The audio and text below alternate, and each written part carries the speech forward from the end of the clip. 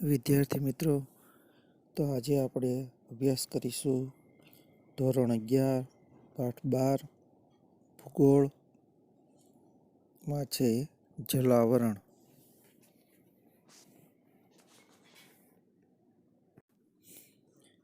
વિદ્યાર્થી મિત્રો, પૃથ્વીના ગોળા પર નજર ફેરવીએ તો આપણને એની સપાટી પર ભૂમિ પ્રદેશ કરતાં જળ રાશિનો પ્રદેશ વધુ જોવા મળશે. પૃથ્વીનું મોટા ભાગનું આવરણ જળથી ઘેરાયેલું છે, માટે પૃથ્વીને જળ ગ્રહ કહેવામાં આવે છે.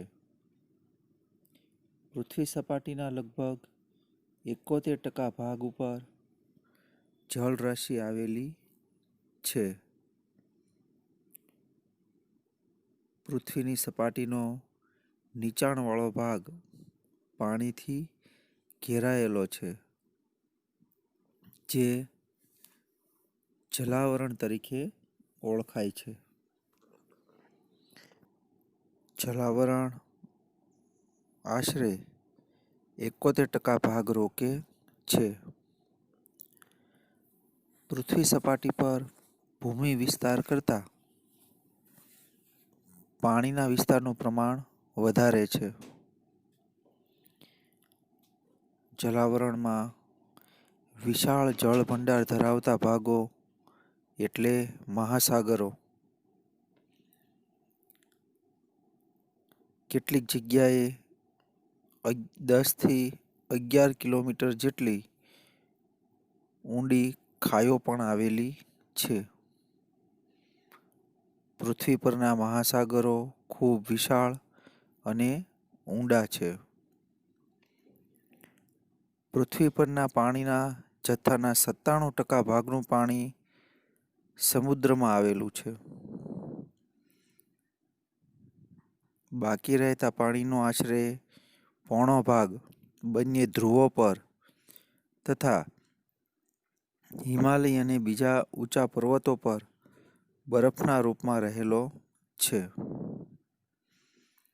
બાકીના પાણી પૈકી કેટલુંક સરોવરોમાં, કેટલુંક નદીઓમાં અને કેટલુંક પૃથ્વીના પેટાળમાં સંઘરાયેલું છે.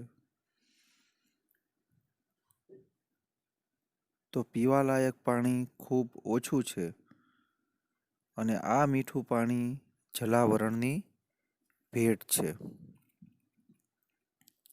ટૂંકમાં કહીએ તો પૃથ્વીની સપાટીનો નીચાણવાળો ભાગ પાણીથી ઘેરાયેલો છે, જે જલાવરણ તરીકે ઓળખાય છે. વિદ્યાર્થી મિત્રો, તો હવે પછી આપણે અભ્યાસ કરીશું જળચક્ર. પૃથ્વી પર જળ ઘન, પ્રવાહી અને વાયુ સ્વરૂપે આવેલું જોવા મળે છે. તેના સ્વરૂપ અને સ્થાન યોગ્ય પ્રાકૃતિક અનુકૂળતામાં બદલાય છે. દાખલા તરીકે આપણે ઉત્તર ધ્રુવ અને દક્ષિણ ધ્રુવમાં જોઈએ તો જળ છે તે ઘન સ્વરૂપ, બરફથી છવાયેલા પર્વતો તેમજ મોટા મોટા સરોવરો પણ બરફથી છવાયેલા જોવા મળે છે, તો ઘન સ્વરૂપે જોવા મળે છે. તો આ સ્વરૂપ છે જલાવરણનું, તે સ્થાન યોગ્ય પ્રાકૃતિક અનુકૂળતામાં બદલાય છે. સૂર્યની ગરમીને લીધે પૃથ્વી સપાટી પરના સમુદ્રો, સરોવરો, નદીઓના પાણીની વરાળ બને છે. તેના વાદળા બંધાય છે. અનુકૂળ સ્થિતિમાં ઘનીભવન થતાં વાદળ પૃથ્વી સપાટી પર લગભગ બધા વિસ્તારોમાં વધુ ઓછા પ્રમાણમાં વરસાદ આપે છે. અહીંયા આપણને શબ્દ આપવામાં આવ્યો છે ઘનીભવન. તો ઘનીભવન એટલે શું? વાતાવરણમાં મુખ્ય પ્રવાહી ઘટક પાણી જ છે. ગરમીથી બાષ્પ બની પાણી વરાળ સ્વરૂપે હવામાં ભળે છે, જેને ભેજ તરીકે ઓળખવામાં આવે છે. તો આ ભેજ ઠરવાની ક્રિયા એટલે ઘનીભવન. ઘનીભવનના કારણે જ વરસાદ, ઝાકળ, હિમ, કરા વગેરે ભેજના સ્વરૂપો બને છે. તો આમ ઘનીભવન એટલે ભેજ ઠરવાની ક્રિયા. તો આ જળ મોટા ભાગે નદીઓ દ્વારા સમુદ્રો અને મહાસાગરોમાં ઠલવાય છે. વનસ્પતિના મૂળ વાટે જમીનમાંથી શોષાયેલું જળ વનસ્પતિના પાંદડા દ્વારા બાષ્પ નિષ્કાશનની પ્રક્રિયા દ્વારા વાતાવરણમાં ભળે છે. સમુદ્રનું જળ વરસાદ રૂપે વિવિધ ભાગોમાં વિતરણ પામી બાકીનું જળ સમુદ્રમાં પાછા ઠલવવાની સતત ચાલતી આ પ્રક્રિયાને જળચક્ર કહે છે. આમ કુદરતી રીતે જળ, વાતાવરણ, મૃદાવરણ અને જલાવરણમાં ફેર્યા કરે છે.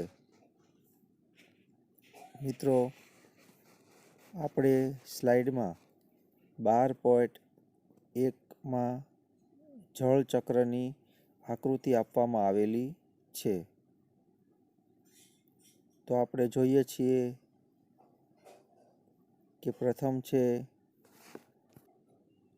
સમુદ્રો, સરોવરો, નદીઓના પાણીની વરાળ બને છે અને તેના વાદળા બંધાય છે. વાદળા બંધાઈને પાછો વરસાદ થાય છે અને એ વરસાદના પાણીઓ અલગ અલગ સ્વરૂપે નદી, સરોવરો, સમુદ્રોમાં જોવા મળે છે. તો આમ કુદરતી રીતે જળ, વાતાવરણ, મૃદાવરણ અને જલાવરણમાં ફેર્યા કરે છે. તો વિદ્યાર્થી મિત્રો, હવે આપણે જોઈએ સમુદ્ર તળનું ભૂપૃષ્ઠ. સમુદ્ર તળનું ઊંડાણ બધે એક સરખું નથી. સંપૂર્ણ પૃથ્વી છે જે હવામાં તરે છે, તો તે સંપૂર્ણ પૃથ્વી છે તે ગોળ નથી. તેની સરફેસ એટલે કે સપાટી ઉબડ ખાબડ વાળી છે. એટલે કે કોઈ જગ્યાએ ઊંચા આપણને પર્વતો જોવા મળે છે, તો કોઈ જગ્યાએ ઊંડી ખાઈઓ એટલે કે ખીણો પણ જોવા મળે છે. તો સમુદ્ર તળનું ઊંડાણ બધે સરખું નથી. જેમ ભૂસપાટી પરના મુખ્ય ભૂમિ સ્વરૂપો પર્વતો, મેદાનો, ઉચ્ચ પ્રદેશો અને ખીણો છે, તેમ સમુદ્ર તળના ભૂપૃષ્ઠના સંદર્ભમાં પણ અનેક પ્રકારના જ ભૂમિ સ્વરૂપો છે. આ ભૂમિ સ્વરૂપોના મુખ્ય 4 વિભાગ પાડવામાં આવ્યા છે. તો હવે આપણે જોઈએ સમુદ્ર તળના ભૂપૃષ્ઠના સંદર્ભમાં ભૂમિ સ્વરૂપો. તેમાં પ્રથમ છે ખંડી છાજલી, બીજું છે ખંડી ઢોળાવ, ત્રીજું ગહન સમુદ્રના મેદાન. ગહન એટલે કે ઊંડા સમુદ્રના મેદાન. અને ચોથું છે ગહન સાગરી ખાયો એટલે કે ઊંડી સાગરની ખાયો. તો આપણને 12.2ના ચિત્રમાં દર્શાવવામાં આવ્યું છે તે સમુદ્ર તળનું સામાન્ય ભૂપૃષ્ઠ છે.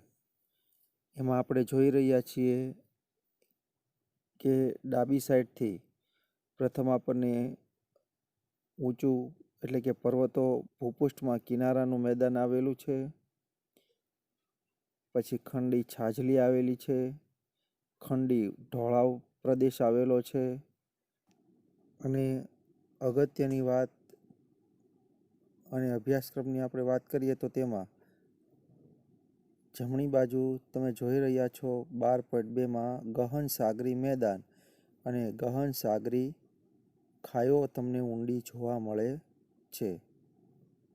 તો આમ સમુદ્ર તળનું ઊંડાણ બધે સરખું નથી. તો આપણે હવે જોઈએ સમુદ્ર તળના ભૂપૃષ્ઠના ભૂમિ સ્વરૂપોમાં ભાગ પહેલો, ખંડી છાજલી. ભૂમિખંડોના કિનારા પાસે આવેલા સમુદ્રો અને મહાસાગરોના આશરે 200 મીટર આશરે 100 ફ્રેધમ ઊંડાઈ સુધીના મેદાની ભાગને ખંડી છાજલી કહે છે. એટલે સમુદ્ર કિનારા પાસે સમુદ્રો અથવા મહાસાગરના 200 મીટર ઊંડાઈ સુધીના મેદાન આપણે ખંડી છાજલી તરીકે ઓળખીએ છીએ. કુલ સમુદ્ર તળના લગભગ 8% વિસ્તારમાં ખંડી છાજલી આવેલી છે. પૃથ્વી પર આવેલ સમુદ્ર તળના લગભગ 8% વિસ્તાર છે તે ખંડી છાજલીનો છે અને તે 200 મીટર ઊંડાઈ ધરાવે છે. કિનારાથી સાગર તરફનો ઢોળાવ ક્રમશઃ ધીમે ધીમે વધતો જાય છે. આ ખંડી છાજલીની પહોળાઈમાં ઘણા તફાવત જોવા મળે છે. દક્ષિણ અમેરિકાના પશ્ચિમ કાંઠે ખંડી છાજલીની પહોળાઈ 15થી 20 કિલોમીટર છે. આફ્રિકાના પૂર્વ કિનારે તેની પહોળાઈ 80થી 120 કિલોમીટર છે. જ્યારે આર્કટિક મહાસાગરમાં 500 કિલોમીટર પહોળાઈ ધરાવતી ખંડી છાજલીની રચના થઈ છે.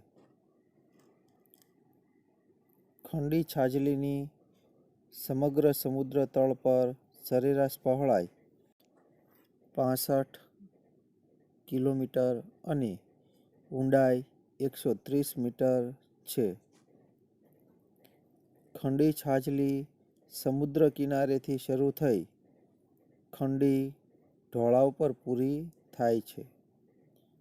સૂર્યપ્રકાશ 200 મીટર એટલે કે આશરે 600 ફૂટની ઊંડાઈ સુધી પહોંચતો હોવાથી ખંડી છાજલીના વિસ્તારોમાં અનેક પ્રકારની સમુદ્રી વનસ્પતિ અને સમુદ્રી જીવસૃષ્ટિનો વિકાસ થયો છે. ખંડી છાજલીના વિસ્તારમાં અનેક મત્સ્ય ઉદ્યોગ કેન્દ્રોનો પણ વિકાસ થયેલો જોવા મળે છે. તો આમ જોઈએ તો દરેક પ્રદેશની અંદર ખંડી છાજલીનો વિસ્તાર છે તે અલગ અલગ અને જુદો જુદો જોવા મળે છે. જે એક સમુદ્ર તળના ભૂપૃષ્ઠનો ભૂમિ સ્વરૂપનો એક ભાગ છે. હવે બીજો ભાગ પડે છે ખંડી ઢોળાવ. ખંડી છાજલી પૂરી થતાં સમુદ્રની ઊંડાઈ એકાએક વધવા લાગે છે. ખંડી છાજલીના કિનારાથી શરૂ થતા આ ઢોળાવને ખંડી ઢોળાવ તરીકે ઓળખવામાં આવે છે. તે ગહન સમુદ્ર તળ સુધી વિસ્તરેલો છે. એટલે કે ખંડી છાજલીનો વિસ્તાર છે તે ઊંડા સમુદ્ર તળ સુધી વિસ્તરેલો છે. તે ખંડી છાજલી અને ગહન એટલે કે ઊંડા સમુદ્ર મેદાનને જોડતો સંક્રાંત ભાગ છે. એટલે કે ખંડી છાજલી અને ગહન સમુદ્ર મેદાનને જોડતો સંક્રાંત ભાગ છે. ભૂસ્તર વિજ્ઞાનીઓના મતે ખંડી ઢોળાવની રચના સ્તરભંગ કે ગેડીકરણની પ્રક્રિયાને લીધે થાય છે. હવે આપણે અગાઉના પાઠમાં ચિત્ર સહિત આપણે ગેડીકરણની પ્રક્રિયા અને સ્તરભંગની પ્રક્રિયા જોઈ હતી કે સ્તરભંગની પ્રક્રિયામાં જમીન છે તે એકબીજાથી દૂર ખસી જાય છે અને સ્તરભંગ થાય છે.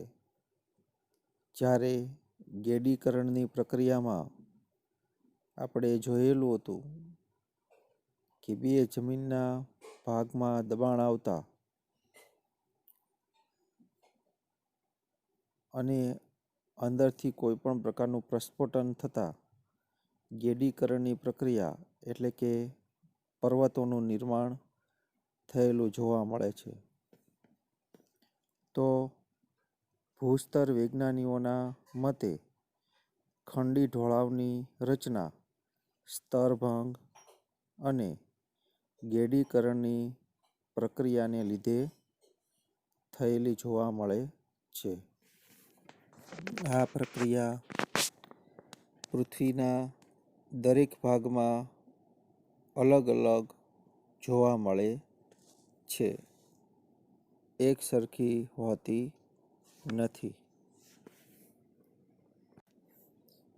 તો હવે આપણે જોઈએ ગહન સમુદ્રના મેદાન. ખંડી ઢોળાવ પૂરો થતાં